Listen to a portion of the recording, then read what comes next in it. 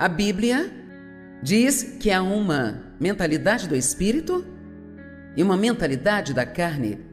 Quando nascemos de novo, temos a mente de Cristo. 1 Coríntios 2,16 diz que nós temos a mente de Cristo.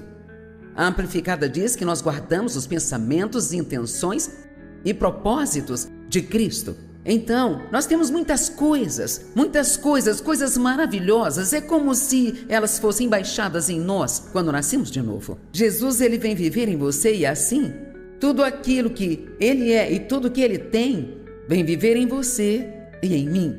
Mas isto vem como sementes que precisam ser regadas e desenvolvidas. E, sabe, a Bíblia se refere à palavra como a água da palavra. É interessante quando você pensa nisso, a água da palavra.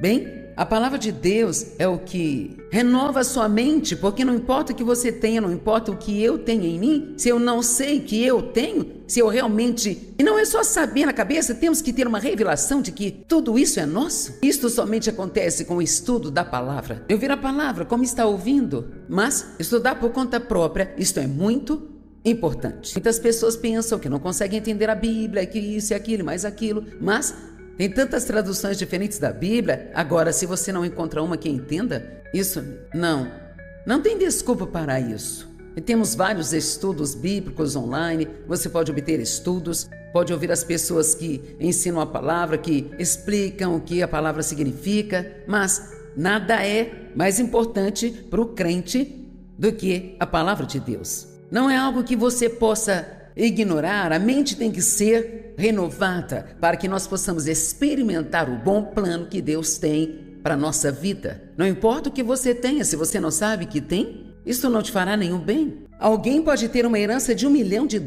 mas se não souber que tem, ele pode viver na pobreza. Amém?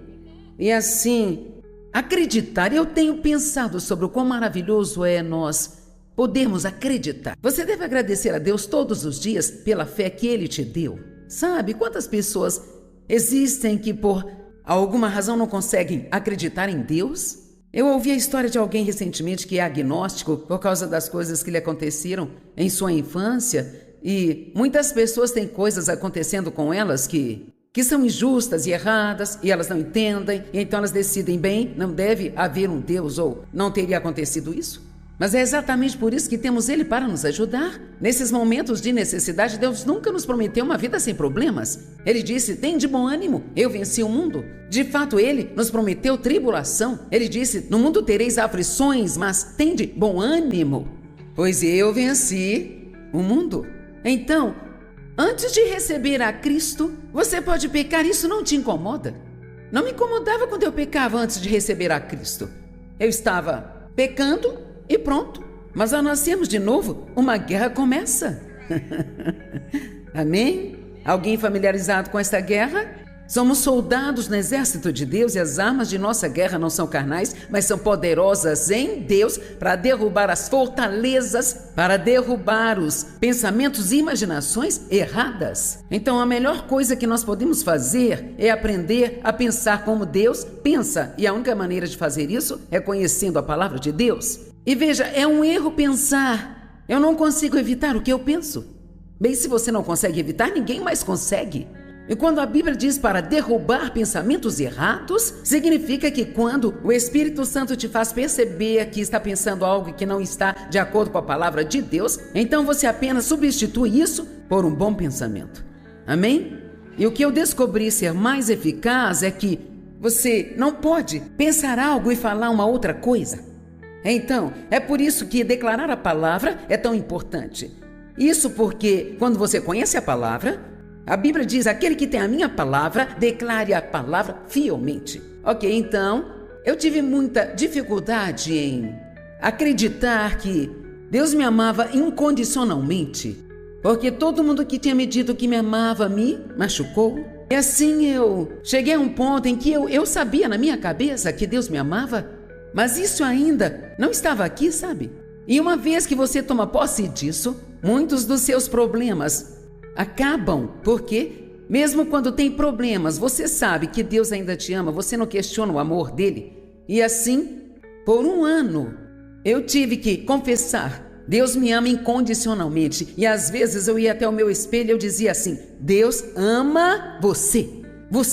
Deus ama você. E quando eu começava a ter pensamentos inúteis sobre mim mesma, eu já tinha o conhecimento para saber que não era assim que eu deveria estar pensando. E assim, em vez de ser condenado por isso quando está pensando em coisas erradas, apenas diga não, fale em voz alta, fale de volta para o diabo, ele fala com você. Fale em voz alta e diga não, eu não vou pensar assim, Deus, Ele me ama. Eu passei a mesma situação sobre crer que eu era justificada com Deus. 2 Coríntios 5:21, aquele que não conheceu o pecado tornou-se pecado, para que nós fôssemos feitos a justiça de Deus nele.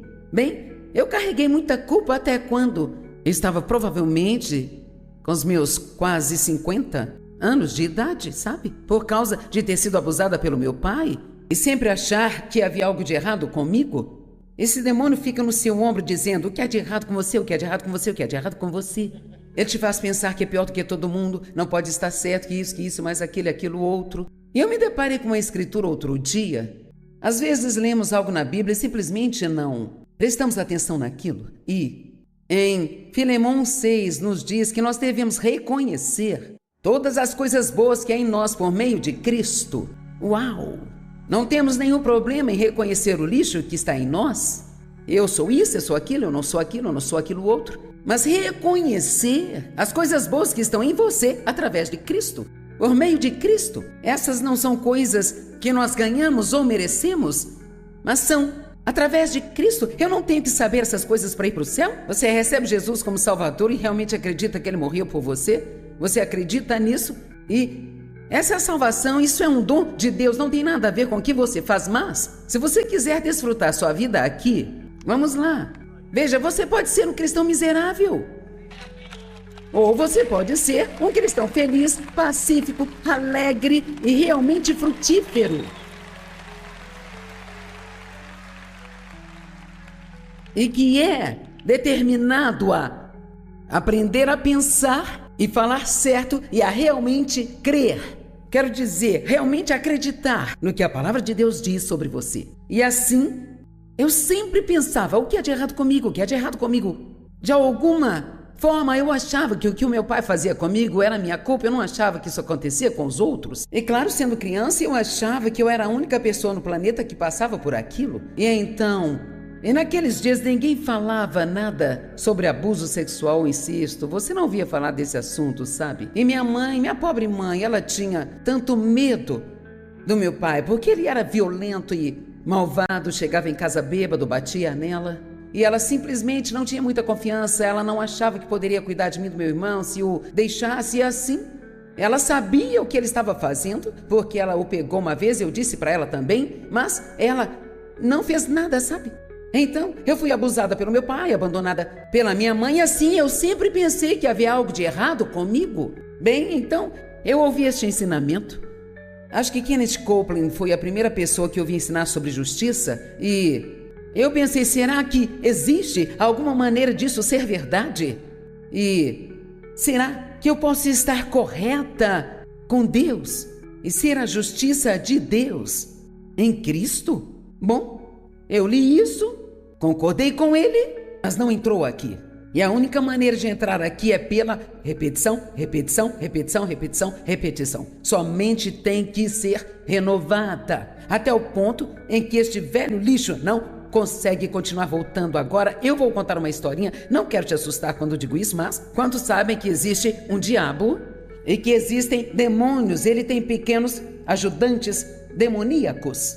Assim como Deus tem os anjos que o ajudam, diabos e demônios. Deus estava começando a me ensinar essa coisa sobre estar certa com Ele. E eu não acreditava plenamente ainda. Eu estava sentada na cozinha numa manhã e eu estava alimentando meu bebê, que agora tem 42 anos. Você vê que tem muito tempo isso.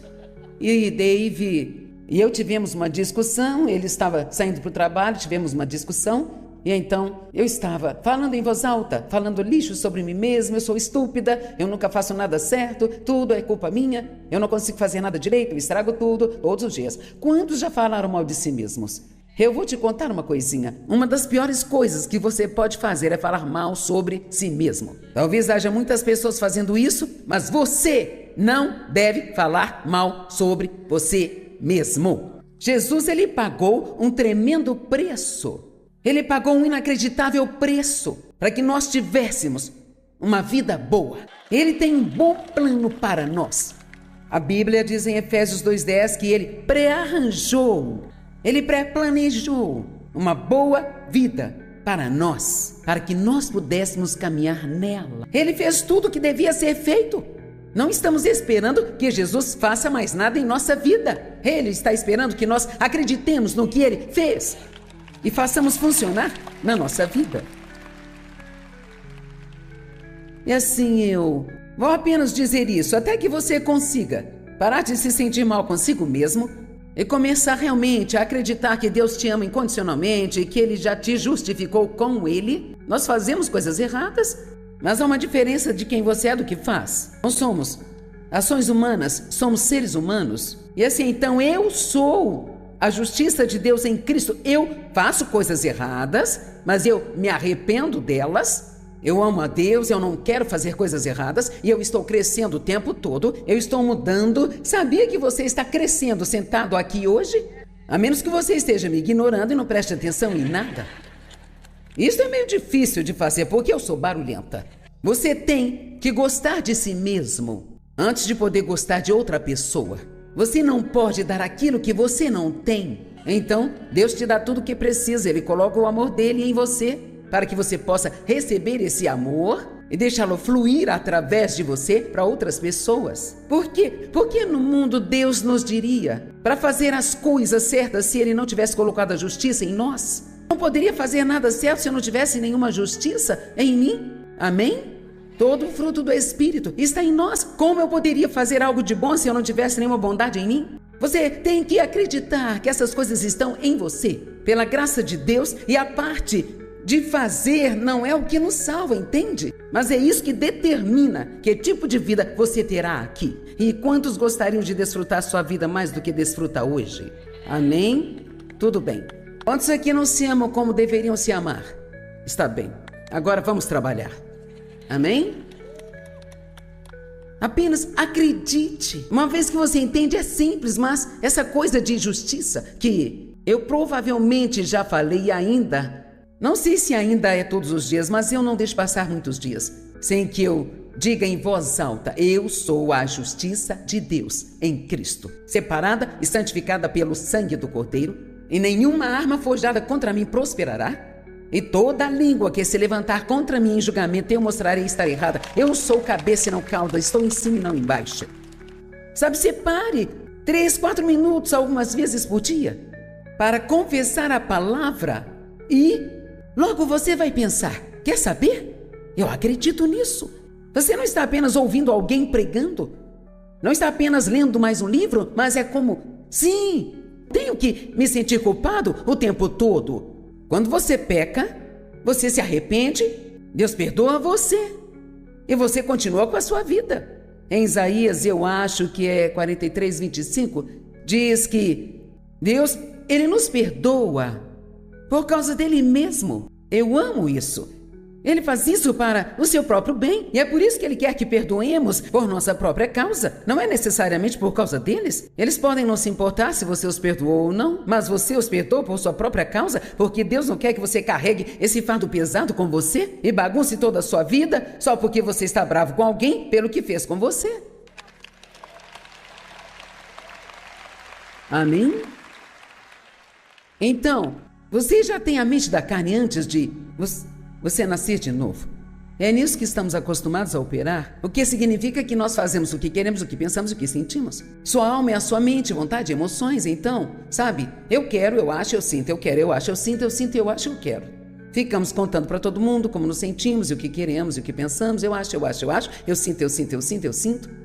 Mas nada disso nos diz nada sobre Deus. Então, quando nascemos de novo, recebemos essa mente espiritual, mas então ela tem que ser renovada, ela tem que ser despertada, vivificada e alimentada com a palavra de Deus básica e regularmente. E assim, Agora, quando você tem essa mente de Cristo e você recebe esse novo Espírito, e o Espírito de Deus está em você, quando você peca, não se sente confortável com isso.